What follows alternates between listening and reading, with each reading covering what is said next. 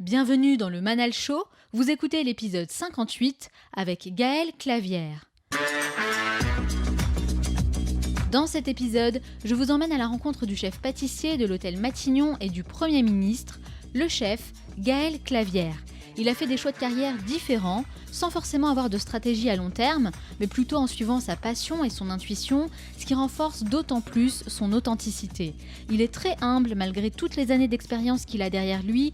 Il garde l'esprit du débutant que les Japonais appellent Shoshin, une philosophie de vie qui nourrit une attitude faite d'enthousiasme, de modestie et d'humilité. Vous allez voir qu'il a également une vraie réflexion autour du leadership et du management, et son approche est à l'antipode de l'image qu'on peut se faire d'un grand chef dans sa cuisine avec sa brigade. Il a un style différent, en phase avec son temps, et apporte une vraie valeur ajoutée dans l'univers de la pâtisserie française. Dans la troisième partie, je retrouve Onur Karapinar, qui a sélectionné un nouveau livre cette semaine et va partager l'essentiel à retenir pour libérer notre potentiel. Enfin, je terminerai cette émission en partageant avec vous les 3 conseils à retenir de mon entretien avec Gaëlle Clavière. Et n'oubliez pas, certains veulent que ça arrive, d'autres aimeraient que ça arrive, et quelques-uns font que ça arrive.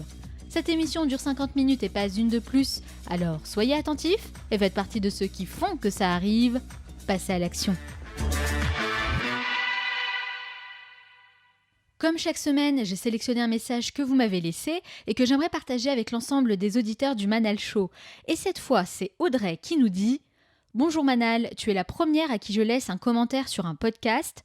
Merci pour tes conseils, tu es inspirante, j'aime ton travail, quelle joie de t'écouter chaque semaine. Et le leitmotiv du Manal Show à chaque début, je dis oui au Manal Show. » Yes! Merci beaucoup Audrey pour ce message. Merci infiniment d'avoir pris le temps en tout cas de laisser ton feedback. C'est très important pour moi, ça compte beaucoup. Merci infiniment. Et si vous souhaitez vous aussi me laisser un avis, rendez-vous sur Apple Podcast ou votre application de podcast préférée. Laissez-moi 5 étoiles avec un message et je vous sélectionnerai pour la revue de la semaine prochaine.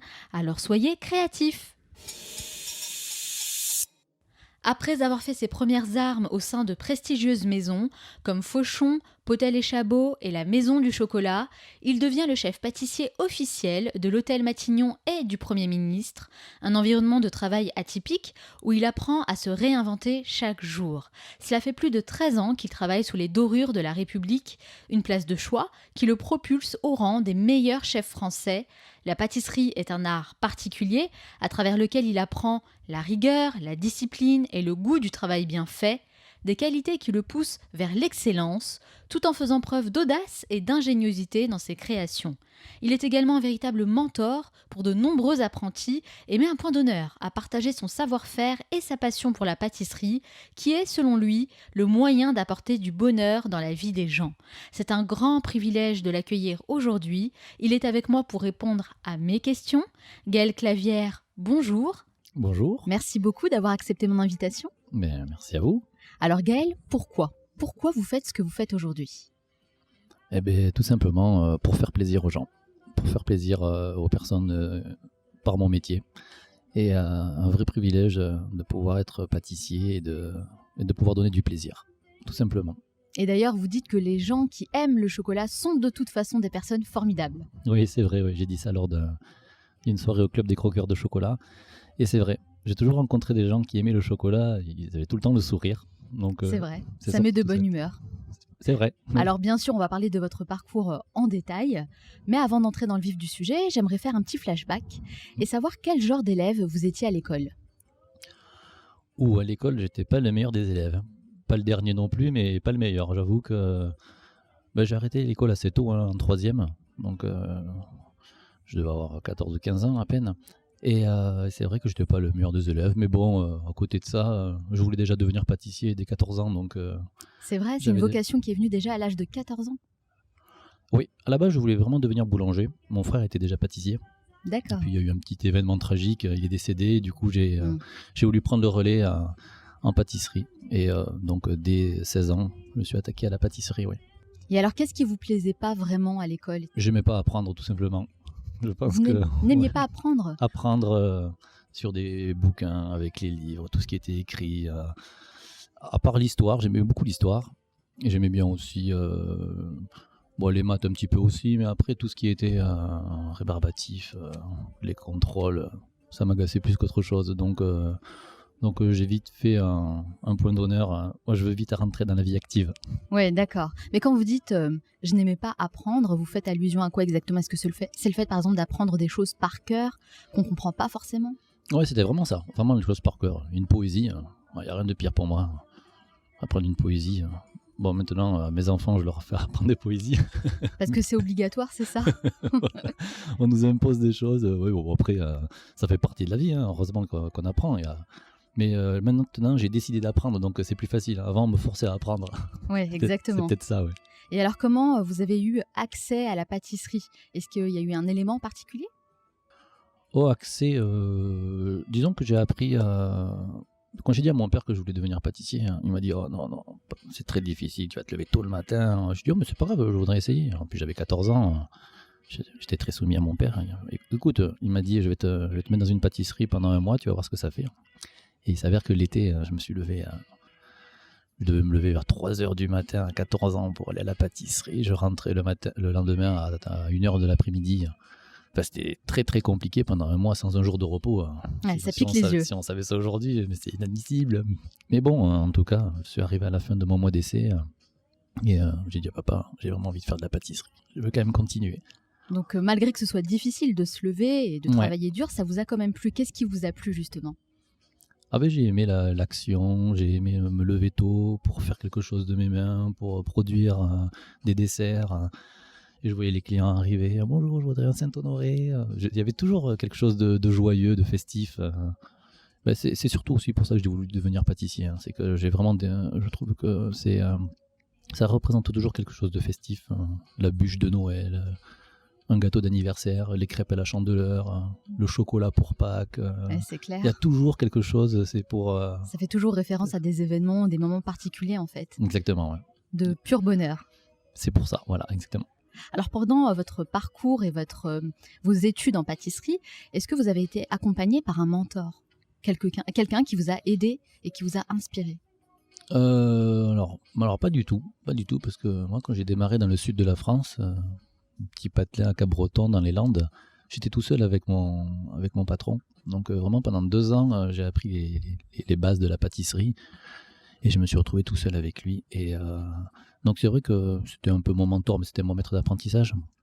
Donc il m'a appris les techniques et après je suis monté assez vite sur Paris. Donc j'ai bourlingué dans quelques petites pâtisseries. Après je suis allé vraiment dans des grandes maisons prestigieuses. Et c'est là où vraiment j'ai vu les techniques de base, les techniques un peu plus poussées justement, avec des produits un peu plus qualitatifs. Et après bien sûr je me suis ouvert à regarder toutes les pâtisseries qu'il y avait sur Paris. C'est là où j'ai vu qu'il y avait du potentiel et c'est pour ça que je suis resté ici. Ouais, alors justement, vous avez travaillé pour de grandes maisons prestigieuses comme Fauchon, comme Potel et Chabot, la Maison du Chocolat. Alors, qu'est-ce que le fait de travailler pour de grandes maisons comme celle-là vous a appris? Est-ce qu'on apprend plus chez Fauchon ou dans la pâtisserie du quartier? Alors, je dirais qu'on apprend dans les deux, mais c'est différent. On apprend différemment. On apprend différemment, exactement. Après, c'est vrai que des maisons prestigieuses, comme Fauchon, la Maison du Chocolat, moi, ce que je retiens, c'est l'exigence et l'excellence, vraiment. Et des produits vraiment au plus haut en qualité. Après, dans les petites pâtisseries de quartier, ça ne veut pas dire qu'il n'y a pas de qualité, loin de là. Mais on ne recherche pas exactement le même niveau d'excellence. Quelle est votre définition de l'excellence ? L'excellence, c'est pour moi, il va falloir se surpasser, aller chercher au plus profond de soi un petit peu toute la force, je mentalise beaucoup en fait, j'essaie de voir tous les jours un petit peu qu'est-ce que je vais pouvoir faire de mieux et aller chercher, que ça soit dans la pâtisserie, dans les desserts, que ça soit même au niveau de moi-même, au niveau de l'humain avec le personnel que j'ai. Je vais essayer d'exceller au maximum, de faire le mieux possible pour enlever tous les déchets, on va dire, pour parler un peu comme ça, qui peuvent venir, ou tous les inconvénients qui peuvent arriver. Donc pousser l'excellence au maximum dans la création, aller chercher les choses dites un petit peu particulières, jamais vues, comme des ingrédients un peu particuliers, et aussi du côté humain bien sûr. je fais très attention au côté humain, bien sûr. Sachant qu'en plus, on fait passer des émotions à travers des pâtisseries. Ah ben oui, complètement. Et c'est ce que je dis souvent, il faut que ça crée une émotion, un dessert. Et donc, à seulement 26 ans, vous devenez le chef pâtissier de l'hôtel Matignon et du Premier ministre. C'est bien ça. Oui, c'est Donc, ça. 26 ans, c'est assez jeune, finalement. Ouais. Vous avez réussi à vous faire une place de choix dans un secteur plutôt concurrentiel. Est-ce que c'était un objectif que vous êtes fixé au départ ou simplement une opportunité que vous avez su saisir au bon moment ? C'est une opportunité, tout à fait, parce que à la base, j'avais pas du tout l'intention de devenir chef pâtissier du Premier ministre. Je devais monter sur Paris et c'est vrai que j'ai rencontré des amis à moi qui m'ont ouvert la porte, ils m'ont dit tiens, il y a une place qui se libère à l'hôtel de Matignon, est-ce que ça te dit ? Moi j'étais déjà à la Maison du Chocolat à l'époque et j'avais pris le poste d'adjoint chef et donc j'avais déjà refusé un poste à la Matignon. D'accord. Et, Pour quelle raison ? Parce que j'avais pris un poste d'adjoint chef. D'accord. Il y a très peu de temps, ça se passait très très bien. Et, Vous vouliez aller jusqu'au bout. je voulais faire mes preuves. Et 3 ans après, on m'a reproposé le poste. Et, Ah d'accord, quand même. Ouais. On m'a dit, tiens, il y a une place encore à Matignon, ça te dit ? Ben, j'ai dit, ok, allez, là j'y vais. Donc voilà, au lieu de 23 ans, c'est ça, ouais. Je me retrouve à l'hôtel de Matignon. Et alors, qu'est-ce que ça implique justement de travailler pour Matignon ? Ah ben, ça implique une nouvelle façon de travailler. Et c'est pour ça que j'y suis depuis 13 ans, parce que je devais rester 1 an et demi, 2 ans, moi, à la base. Je me suis dit, tiens, je vais me faire un CV, et puis après, je vais continuer à aller voir d'autres pâtisseries, d'autres grands pâtissiers. Et là, ça fait 13 ans, j'avoue. Ça fait 13 ans, donc c'est que ça vous plaît, finalement. Ben, c'est que ça me plaît, c'est que je vois pas le temps passer, parce que ça va tellement vite, parce que c'est une maison, toutes les maisons un peu bourgeoises, que ce soit l'Assemblée nationale, l'Élysée, on ne vend pas nos produits, on n'est pas dans une recherche de quoi que ce soit de profit.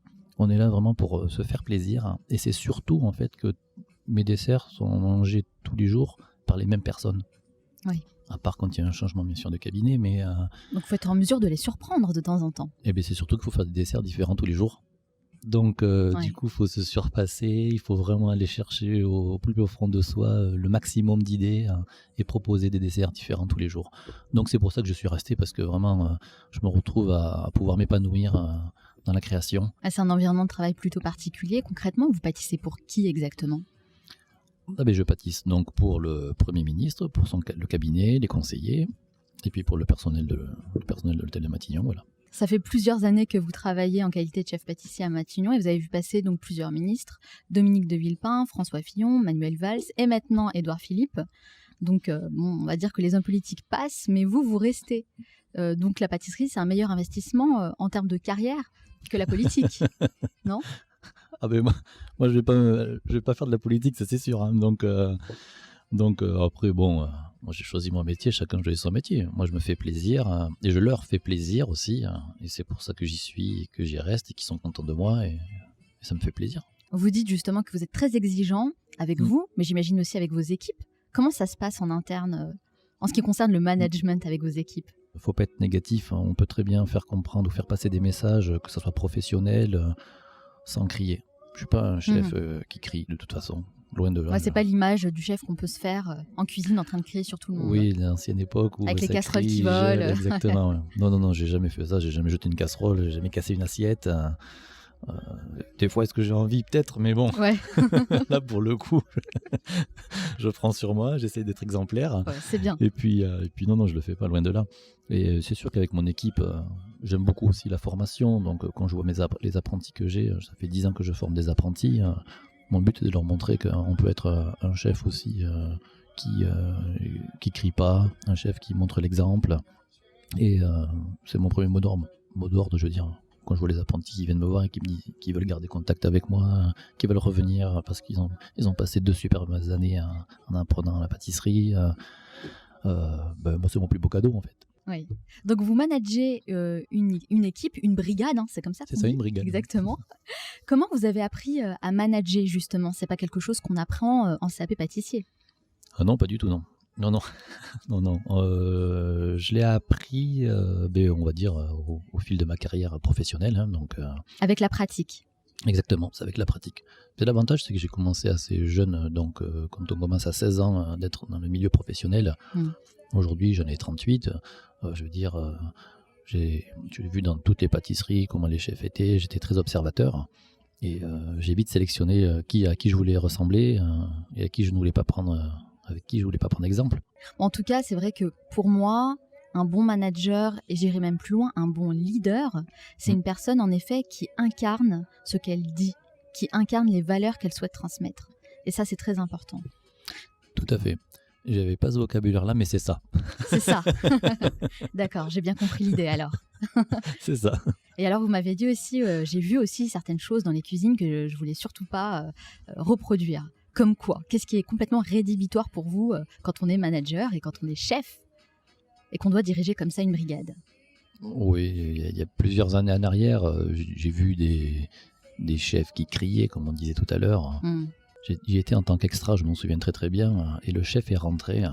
Et j'ai vu les apprentis, les commis, mais changer de tête, mais comme s'ils avaient eu peur. Il y avait quelqu'un qui rentrait, ils avaient une pression qui montait, ils tremblaient. Mais qu'est-ce qui l'environnement se de passe travail, ici, quoi?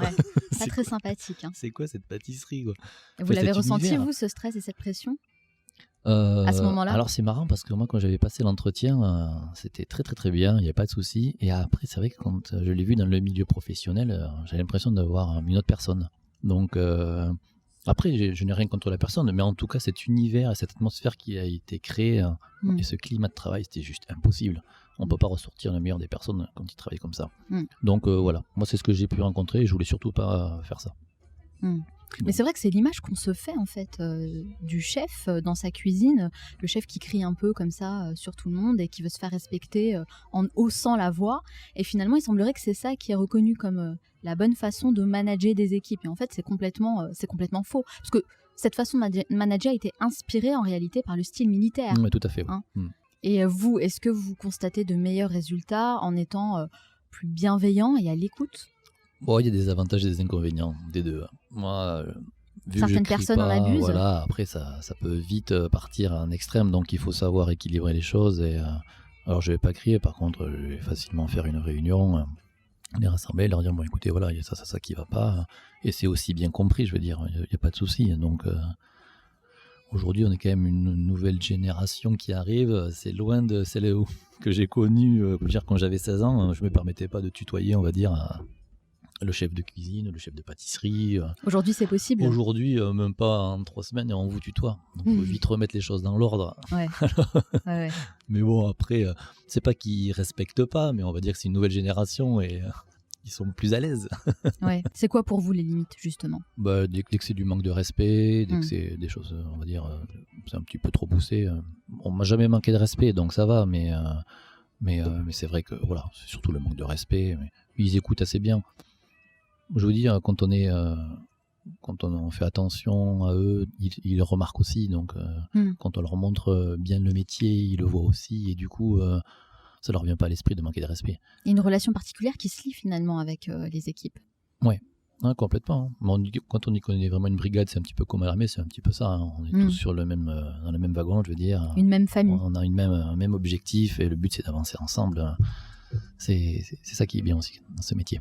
On vous appelle le Dali de la pâtisserie, en référence bien sûr au célèbre pâtissier, lapsus révélateur, au célèbre peintre Salvador Dali. Et en effet, la pâtisserie est un art culinaire qu'on met beaucoup sur le devant de la scène ces dernières années.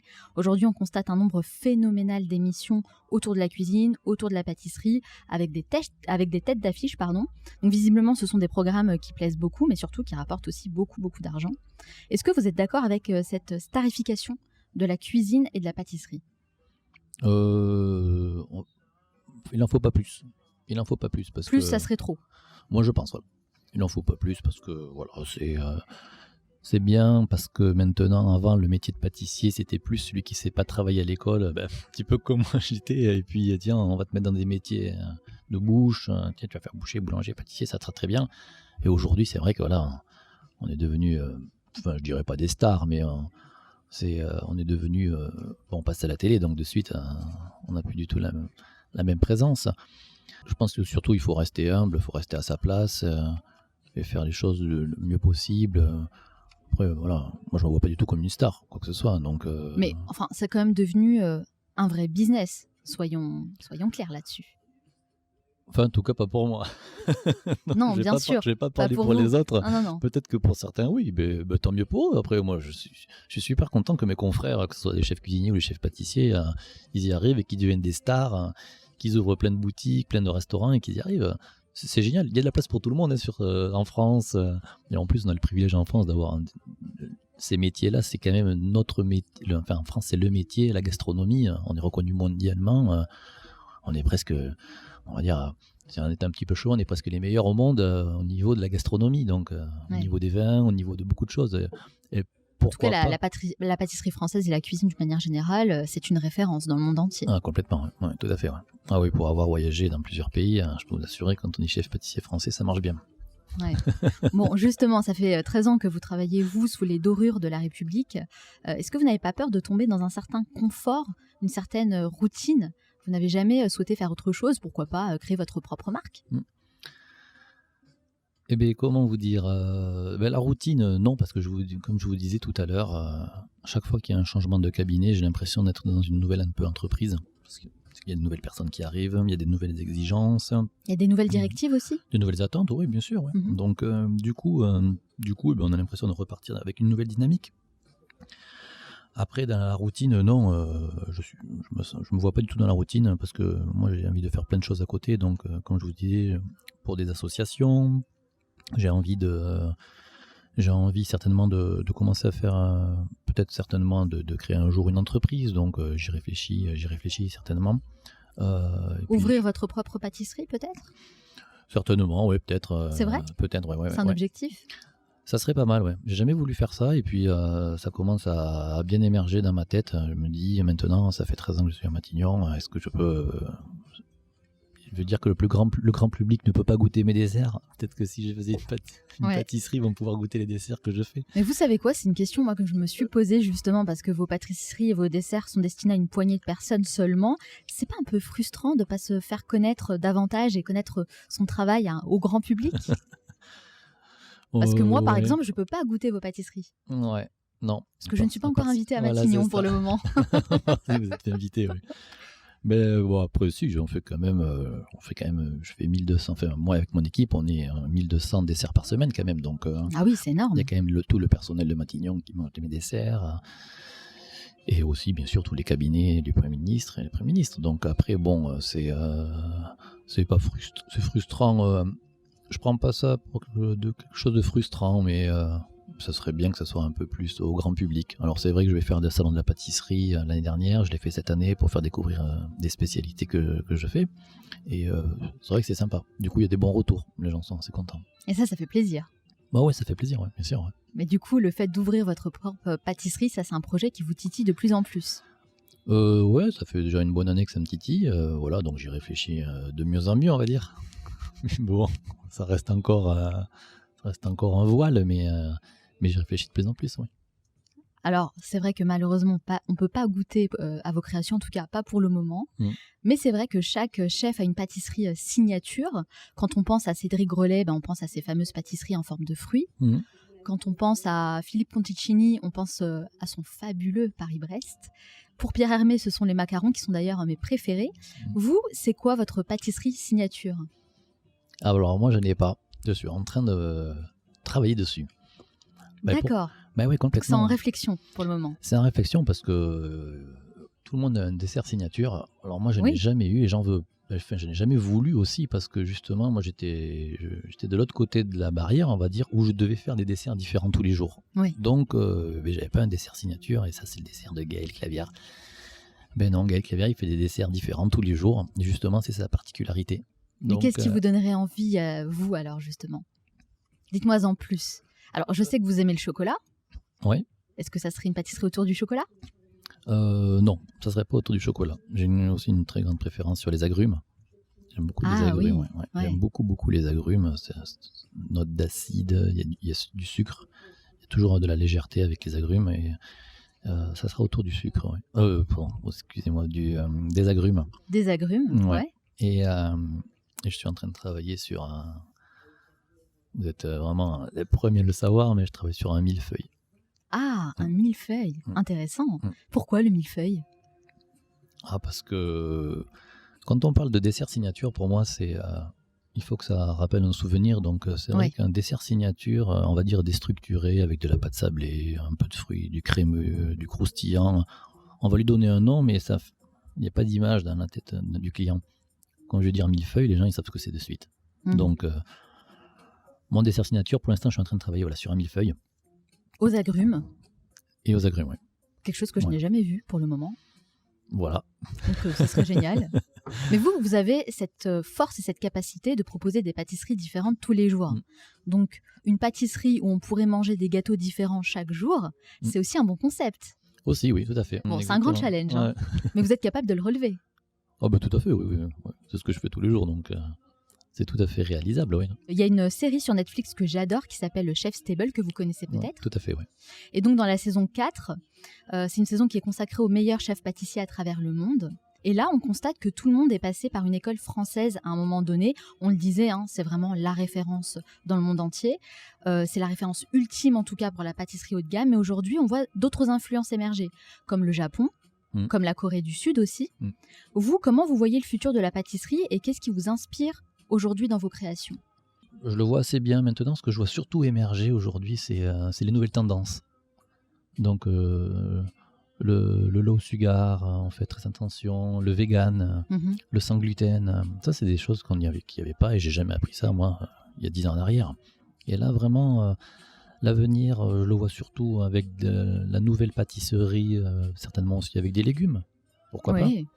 Ça, c'est très intéressant. Moi j'ai des confrères, je vais peut-être parler de lui parce qu'il est super, de François Perret au Ritz. J'avais goûté un dessert au poivron, popcorn, c'était génial. Je lui dis c'est super ce que tu as fait, quoi. J'ai déjà goûté des pâtisseries au Ritz, en effet, c'est vraiment très très bon. Ouais, il est super. Ouais. Sans gluten, vegan, donc ça c'est des choses que vous faites vous aussi? Alors vegan j'ai pas fait, mais sans gluten oui. Ouais. Mais il a fallu que je m'adapte, comme on disait tout à l'heure. Il faut savoir s'adapter, il faut des desserts sans gluten. S'il en faut des vegan, je m'adapterai. Je me mettrai au dessert vegan et j'en ferai. Et je pense que c'est une nouvelle tendance, c'est l'avenir de la pâtisserie. Et quelles sont vos inspirations alors? Est-ce que vous avez des inspirations à l'étranger? Est-ce que vous regardez ce qui se fait ailleurs? Ah oui. Je vis, mon mode de vie me suffit à me donner des inspirations. Mes voyages, je suis parti encore il y a 3 semaines, même pas il y a 2 semaines, j'étais au Vietnam. Oui. Je me suis régalé. Régalé. C'est un pays qui est tellement riche en saveurs, en aromates, en végétaux. Et ça vous donne de nouvelles idées? Non mais complètement. Quand je rentre ici, je veux goûter ce produit, je vais dans le 13e, il y a tout ce qu'il faut. Ouais, exactement.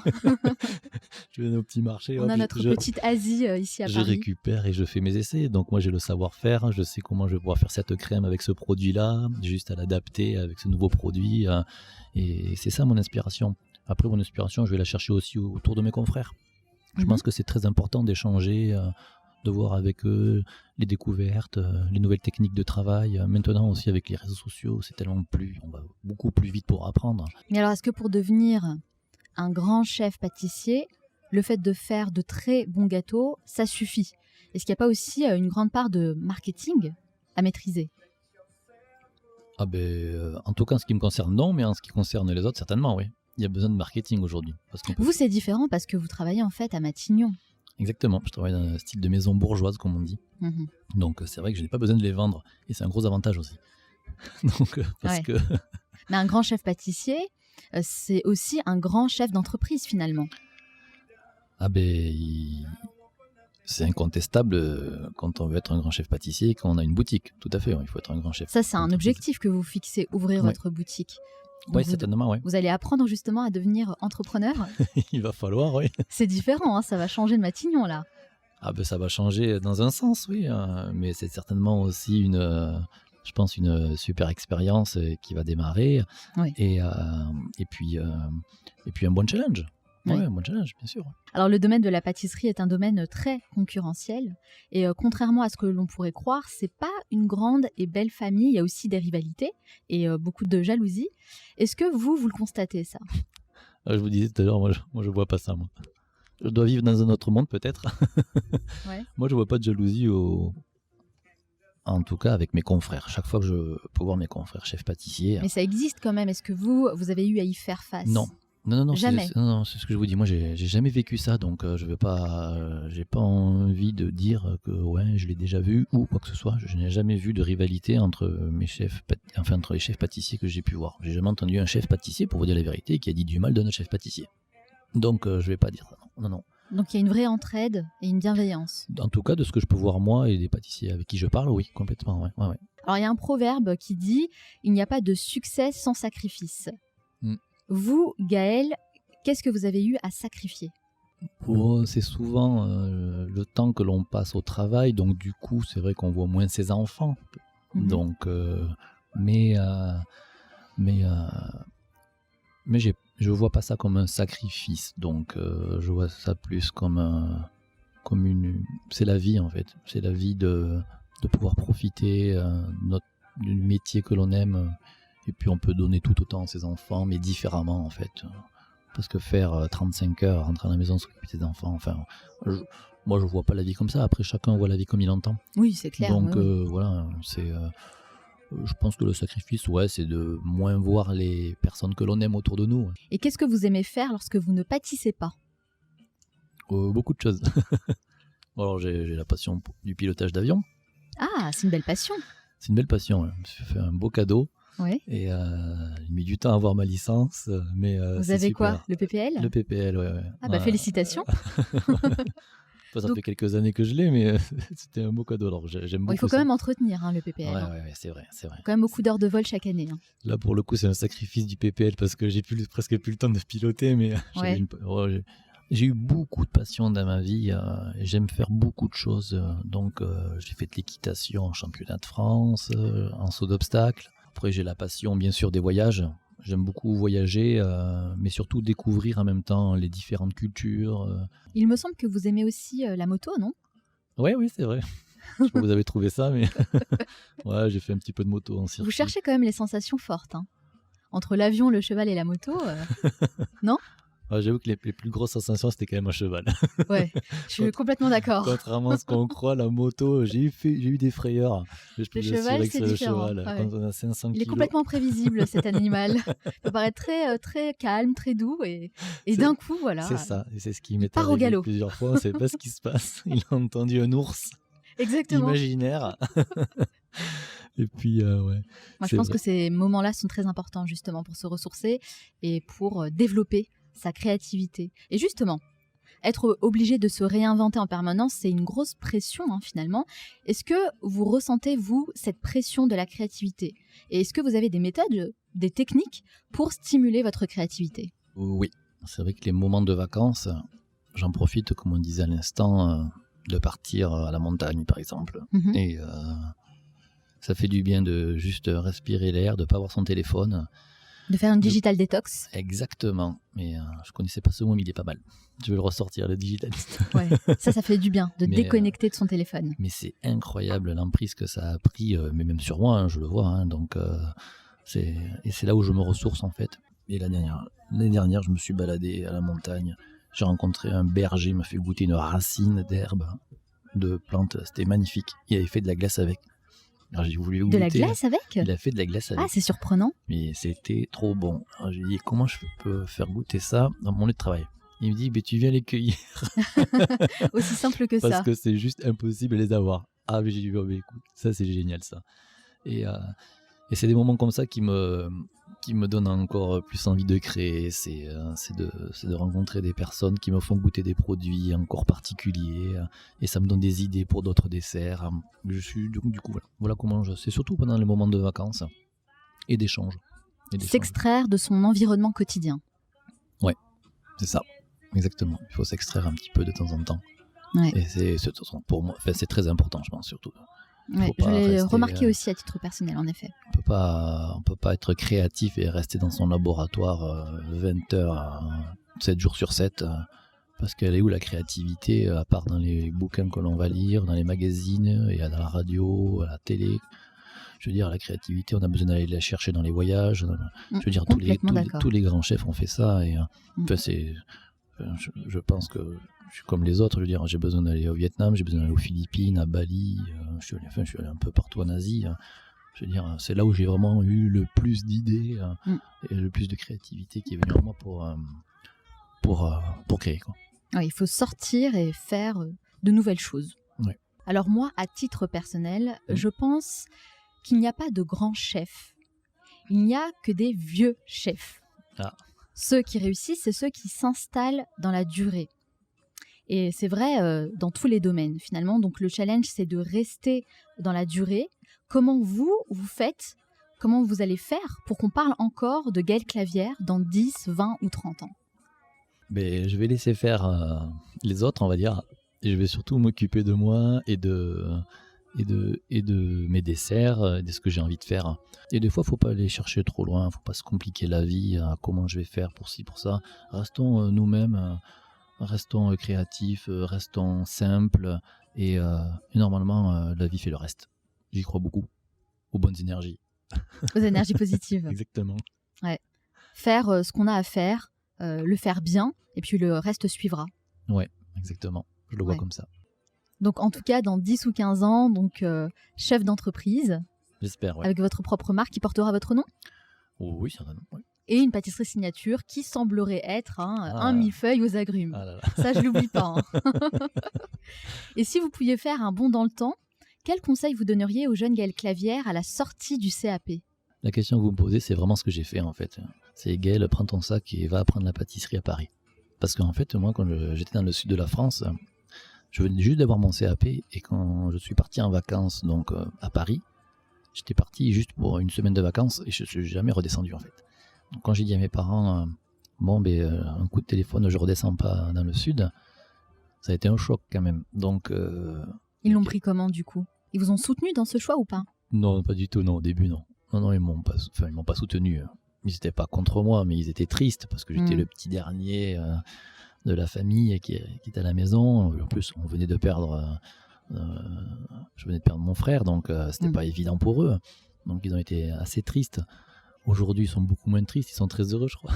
Oui, c'est clair. C'est clair.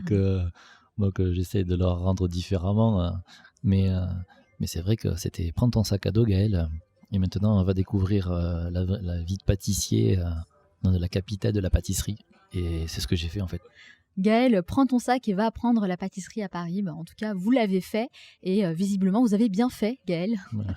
En tout cas, merci beaucoup. Merci, Gaël Clavière, d'avoir répondu à toutes mes questions. Mais ce n'est pas totalement fini.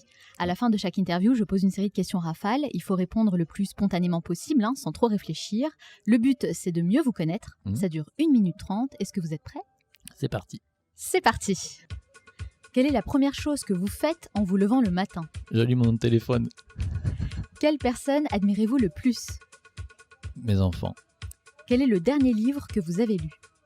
C'est un livre de Laurent Gounel, Je te promets la liberté. Quelle est la chose dont vous êtes le plus fier? Mes enfants. Quelle est la mauvaise habitude dont vous aimeriez vous débarrasser? Certainement le téléphone, encore une fois, désolé. Quelle est la chose à laquelle vous croyez et que les autres considèrent comme une folie? Donner de plus en plus. Donner. Quelle est la dernière pâtisserie que vous avez mangée et qui ne soit pas de vous? Une tarte de Philippe Conticini. Très bon choix. Si vous disposiez de 100 € et pas 1 euro de plus, dans quoi les investiriez-vous? 100 €, là, un restaurant. Quel est l'endroit où vous aimez aller pour vous ressourcer? Dans la montagne. Si vous pouviez inviter la personne de votre choix à votre table pour un déjeuner, n'importe qui, sans limite, qui choisiriez-vous? Je choisirais Cyril Lignac. Quelle est l'expérience la plus difficile que vous avez vécue? Le décès de mon frère. Qu'est-ce que vous aimez manger pour vous remonter le moral en cas de coup de blues? Tragique, une barre de Nutella. Ça existe, une barre de Nutella? Ils ont fait des barres de Nutella, ouais. D'accord. En gaufrette, j'adore. La tragique. Selon vos proches, quelle est votre plus grande qualité? Certainement l'humilité. Et selon vous, quel est votre plus grand défaut? Peut-être trop exigeant avec moi-même, des fois. Quelle est la dernière chose que vous faites avant de dormir? Regardez mon portable. Merci beaucoup Gaël Clavière d'avoir répondu à toutes mes questions et d'avoir partagé vos précieux conseils. Alors si on veut en savoir davantage sur vous et sur ce que vous faites, où peut-on vous retrouver? On peut me retrouver sur les réseaux sociaux. J'essaye d'alimenter un petit peu mes pâtisseries. pour les faire découvrir. C'est Gaël Clavière sur Facebook et Instagram, c'est ça ? C'est ça, Gaël Clavière sur Facebook et Instagram. Très bien, de toute façon, je partage toutes les références sur le site lemanalshow.com. Merci encore Gaël, je vous souhaite beaucoup de succès dans tous vos futurs projets. Merci beaucoup. Salut Onur. Salut Manal. Comment ça va aujourd'hui ? Toujours bien. Comment s'est passée ta semaine ? Écoute, fort bien. Et toi ? Très bien, très productive, beaucoup de choses de réaliser. Je suis assez impressionnée par tout ce que j'ai pu réaliser cette semaine, pour tout te dire. Waouh, incroyable. Ouais, gestion du temps impeccable. Écoute, pourvu que ça dure. Pourvu que ça dure, effectivement. Alors, dis-moi, tu es quand même là pour une chronique, hein ? Tout à fait. De quel livre vas-tu nous parler aujourd'hui ? Eh bien, écoute, Manal, pour cette semaine, je vais présenter 3 petites leçons que j'ai retenues du livre So Good They Can't Ignore You, qu'on pourrait traduire par « Tellement bon qu'ils ne pourront pas vous ignorer ». C'est un livre écrit par Cal Newport, professeur et auteur, qui nous explique dans son livre que pour avoir un travail qui correspond à ses passions, il vaut mieux être excellent en recueillant des compétences rares et apprendre à aimer ce que vous faites, plutôt que de chercher à suivre aveuglément votre passion. Ouais, j'ai déjà parlé de Cal Newport, moi justement, dans ma newsletter Mes 3 musts. J'ai partagé une excellente conférence où il explique pourquoi il n'est pas sur les réseaux sociaux. Tu l'as vu cette conférence ? Oui, je l'ai entrevue, oui. Elle est vraiment géniale. Je remettrai le lien pour celles et ceux qui ne l'ont pas encore regardé. Et j'avais reçu justement pas mal de retours des abonnés, donc je suis assez curieuse de découvrir son livre. Eh bien, commençons sans plus tarder. La première leçon est que la passion est un guide qui peut nous rendre malheureux. Alors, ça peut surprendre effectivement beaucoup de personnes. Eh bien, pourquoi ? Eh bien, parce que prêter trop attention à sa passion dans son travail vous rend parfaitement conscient de tout ce que vous n'aimez pas dans votre job. Ce qui vous conduit à un malheur chronique d'après Cal. Eh bien, dans les premiers postes, vous n'allez pas avoir de projet intéressant, être autonome tout de suite, et cela viendra plus tard. Mais l'hypothèse de la passion affirme que la clé du bonheur au travail est d'abord de trouver ce qui vous passionne pour ensuite trouver un emploi qui correspond à cette passion. Et puis, si vous n'y arrivez pas, de mauvaises choses arrivent, doute de soi, insatisfaction et frustration. Pour Newport, l'hypothèse de la passion est à la fois fausse et potentiellement dangereuse. Dire à quelqu'un « suis ta passion » n'est pas juste un acte d'optimisme innocent, mais peut aussi grandement paralyser la carrière de quelqu'un par la confusion et l'angoisse. Le monde du travail ne peut pas satisfaire aux exigences de tous. Cette contrainte fait que de plus en plus de demandeurs d'emploi se retrouvent dans des métiers où ils sont mécontents. Résultat, la satisfaction au travail a décliné et on n'a jamais assisté à autant de personnes qui veulent se reconvertir et qui sont en quête de sens. Ouais, c'est vrai, c'est très très intéressant en tout cas cette vision. Donc selon lui, ce n'est pas forcément une bonne chose de suivre sa passion à tout prix. Ah carrément, pour lui, suivre sa passion, ce n'est pas forcément une garantie du bonheur. Et donc la deuxième leçon du livre, c'est de ne pas chercher absolument à faire ce que vous aimez, mais à apprendre à aimer ce que vous faites. Lorsque Cal Newport a dû choisir entre un travail chez Microsoft, un poste de professeur à l'université et une carrière d'écrivain à plein temps, il ne s'est pas trop encombré dans l'anxiété du choix. Comment il a fait alors ? Eh bien, Newport, d'abord, il n'a pas accepté l'idée que l'on aurait tous une passion à suivre. Il savait qu'il finirait par aimer une des 3 activités, car selon lui, le fait d'aimer son travail ou non dépend principalement de son expertise et de son expérience. Et selon la théorie de l'autodétermination, la motivation intrinsèque correspond à 3 facteurs basiques qui sont requis pour générer une profonde motivation et satisfaction au travail. 3 facteurs. Tout à fait, Manal. La première, c'est l'autonomie, c'est-à-dire le sentiment que vous avez, le contrôle que vous avez au cours de votre journée et que vos actions sont importantes, qu'elles font sens. C'est-à-dire avoir une certaine maîtrise de son temps. La seconde, c'est la compétence, c'est-à-dire le sentiment que vous êtes bon dans ce que vous faites. Et la troisième, c'est la relation ou le rattachement, c'est-à-dire le sentiment de connexion que vous avez avec les autres personnes. Eh bien, être autonome et compétent signifie achever une maîtrise dans votre domaine. Pour cela, pas besoin de passion, seulement la volonté de travailler dur pour acquérir cette maîtrise. Quant au rattachement et au relationnel, l'excellence attirera toujours des personnes qui respecteront votre travail. Autrement dit, vous pouvez tous vous épanouir et apprendre à devenir passionné par le travail de votre choix, du moins en théorie. Tu sais quoi, Onur, ça me rappelle mon entretien avec François-Xavier Delmas, qui a commencé par lancer un business autour du thé sans forcément avoir une attirance quelconque pour ce domaine au départ. Et c'était justement un projet entre amis, simplement. Mais au fil des années, il a appris tellement de choses sur le thé qu'il est devenu absolument passionné par son métier et aujourd'hui, il vise même l'excellence. Donc je pense que c'est un exemple concret dont on peut tous s'inspirer. Eh bien, carrément, c'est même un très très bon exemple. Et la troisième leçon consiste à adopter l'état d'esprit de l'artisan afin de rassembler les compétences dont vous avez besoin. Selon Newport, si autant de personnes sont insatisfaites de leur travail, c'est parce qu'elles se demandent constamment ce qu'elles veulent au lieu de demander quelle valeur puis-je apporter à mon travail. Lorsque l'on vise l'excellence, comme M. Delmas dans une pratique, vous serez tellement occupé à essayer de fournir un travail de qualité que vous n'aurez même pas le temps de décider de votre véritable vocation. La pratique délibérée est le moyen de développer l'autonomie et la compétence dont vous avez besoin pour augmenter votre niveau de motivation intrinsèque. Autrement dit, c'est le genre de pratique qui vous maintient dans un état dit de flow, ou la zone, un état de concentration optimale, où votre travail est suffisamment difficile pour vous mettre mal à l'aise et vous obliger à apprendre. Mais pas trop non plus, afin d'éviter la frustration. Eh bien, lorsque vous adoptez l'état d'esprit de l'artisan, vous chercherez des problèmes que vous pouvez presque résoudre. Et cela vous aidera à vous concentrer sur le développement de nouvelles compétences tout en restant motivé jusqu'à ce que vous deveniez tellement bon dans ce que vous faites que vous commencerez par aimer votre travail. En fait, l'état d'esprit de l'artisan, c'est d'être proactif, de faire des choses.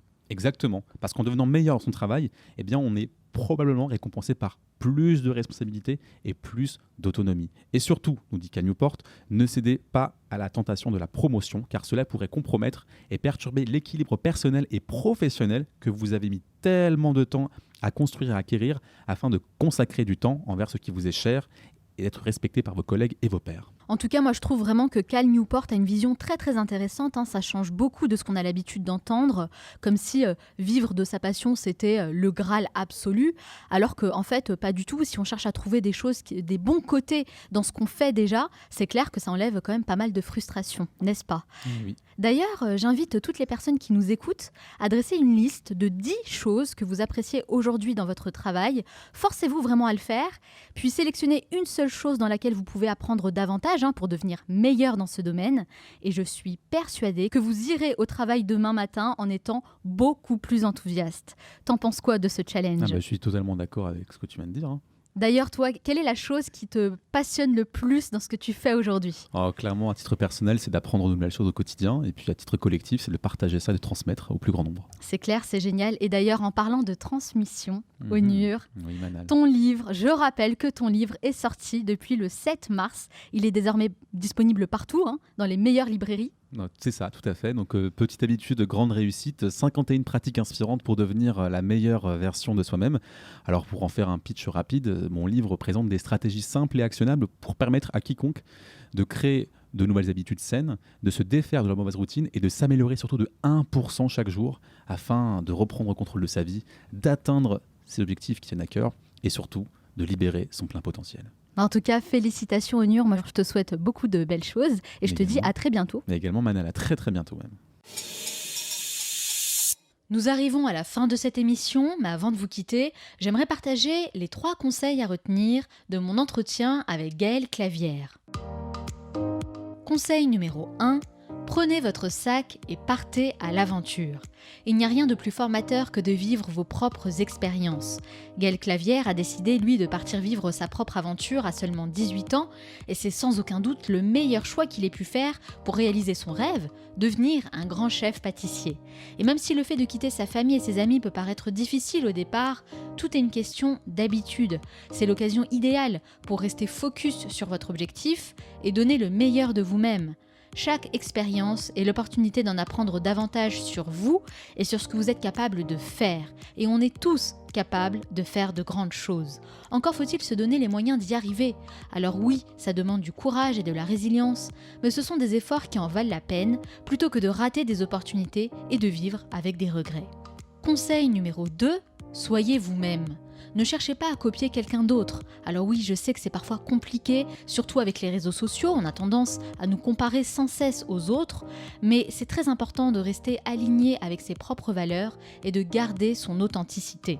C'est pourquoi je recommande vraiment de faire le tri dans les comptes que vous suivez et garder uniquement les personnes qui vous inspirent et qui vous motivent. Et j'irai même encore plus loin. Je pense que parfois c'est bien aussi de prendre du recul et de se déconnecter totalement pour se reconnecter avec soi-même. Ne cherchez pas à tout prix à savoir ce que les autres font. Utilisez votre énergie pour avancer dans vos propres projets sans être influencé par qui que ce soit. Donc vraiment, restez vous-même. On a tous nos caractéristiques, quelque chose qui nous rend spécial et c'est ça qui fera la différence. Et enfin, conseil numéro 3, Sortez de votre environnement le plus souvent possible. Ne restez pas enfermé dans votre bureau, votre cuisine ou votre atelier. Au contraire, allez voir ce qui se passe ailleurs et rencontrez de nouvelles personnes. C'est comme ça que vous réussirez à nourrir votre créativité et à revenir avec des idées fraîches.